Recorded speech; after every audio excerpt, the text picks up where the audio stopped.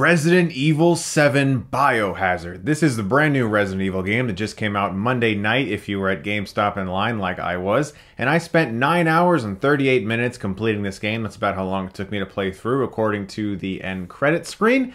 And I'm here to talk about it. I don't normally review games, but if you've been watching my channel for a long time, you know that I do really enjoy video games, but I don't review them anywhere near as regularly as I do movies. For games, I prefer to review games that I actually wanted to play. I'm a fan of the Resident Evil games. I don't love all of them. Some have been up and down for me. Resident Evil 5 and 6 were, for me personally, kind of low points in regards to the series, but everything from the first to the fourth and some of the spin-offs like Resident Evil 0 I really enjoyed, and I also had a lot of fun with the 2 Revelations games, which I think are pretty underrated. But when I heard that this game, Resident Evil 7, was going to be going a bit back to basics while changing one specific thing, that being first person, I was pretty excited to see what they were going to do with this game, especially since the subtitle is Biohazard, which is the original title for Resident Evil in Japan. In this game, you play as a man named Ethan who lost his wife about 3 years ago. She's been missing or presumed dead, and when he gets a cryptic message suggesting that she might just be alive,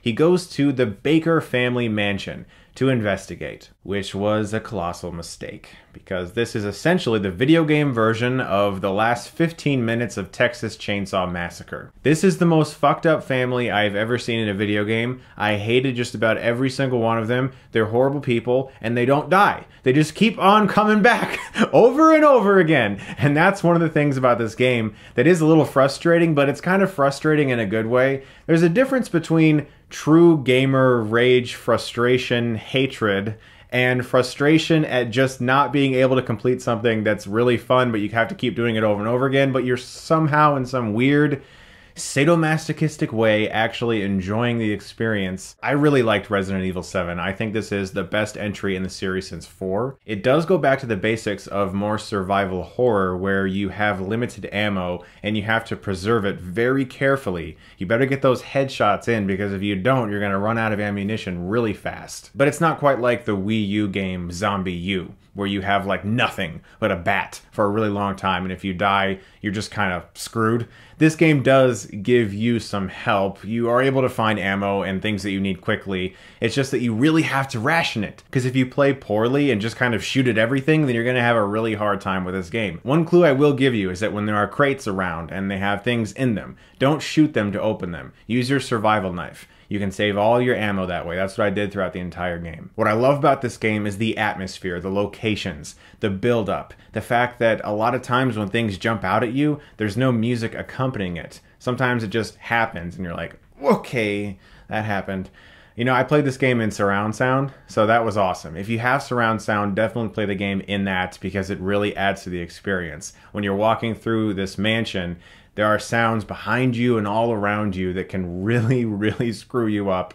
And there were a few times where it actually got under my skin quite a bit. And a lot of that is due to the extremely well-rendered, creepy locations in this game. There's more than just the house. I won't spoil it for you, but there's a lot more than just the house. And that was something I was really excited about. I really like the use of VHS tapes in this game. You collect tapes and you can put them into a VCR, and then you watch a video that gives you clues on something that you're eventually going to have to do, and you can actually interact with this video and take part in the video. So it allows you to figure out various clues and things you're going to eventually have to do in the future to get the upper hand on the Baker family. And it's kind of cool to watch them be like, how are you doing all of these things? How do you know this? Well, because I watched a VHS tape, motherfucker. But for me, my favorite part of all the Resident Evil games beyond the scary, creepy stuff is the puzzles. I've always really liked puzzle-based games. There aren't as many in this game, which was a little disappointing. My favorite thing is when you find an item, you have to hold it up in front of a light and then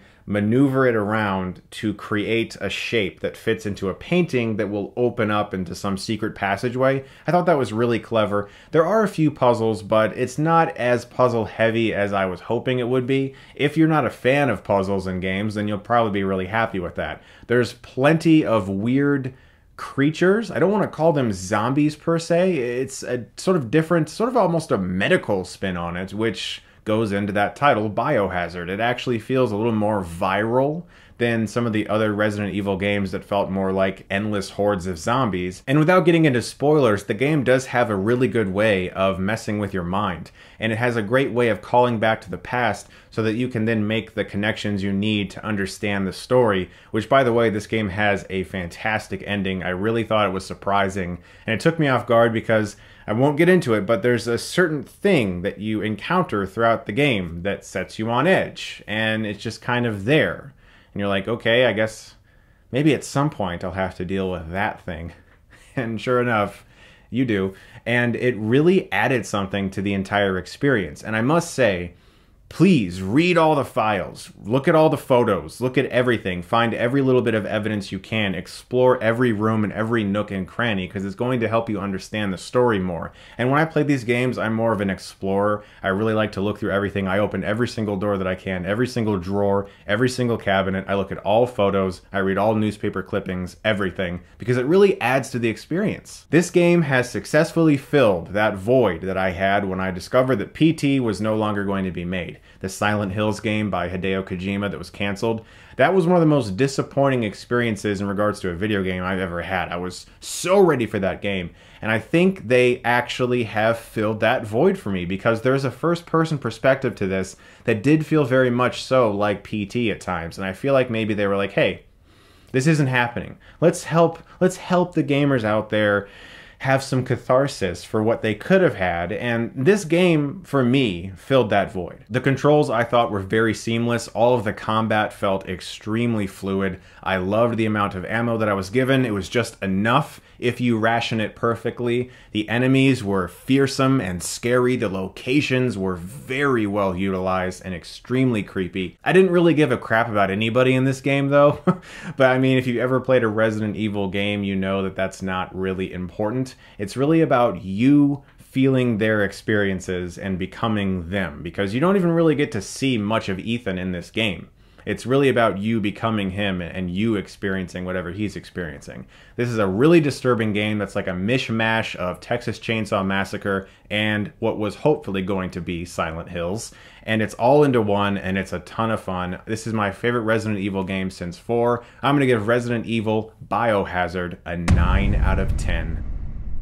I feel like I have to remind you every time I do a video game review that I do games out of 10 and movies are letter grade, because I just don't do that many game reviews. I hope you guys check this out. If you've never played a Resident Evil game before, I'd maybe start with the HD re-release of the very first one. That is a banging game, tons of fun, and then eventually go on to, like, 2, 3, 4. You can skip 5 and 6, I would say. That's just me personally. Some people might really like him, but I would say just either play Revelations after that or skip right to 7. Also, I'm going to be reviewing the last Resident Evil movie this weekend, or so it's being marketed as, the final chapter, so look forward to that. Guys, you are the best. Thank you very much for watching, and if you like this, you can click right here and get Stuckmanized.